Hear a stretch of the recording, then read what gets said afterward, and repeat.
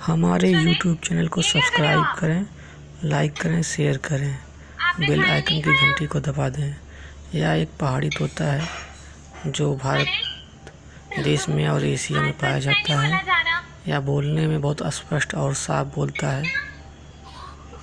Indian ringneck parrot जो छोटे होते हैं उनसे ये बड़ा होता है। इनकी चोंच थोड़ा चौड़ी होती है और ये बहुत अच्छे होते हैं।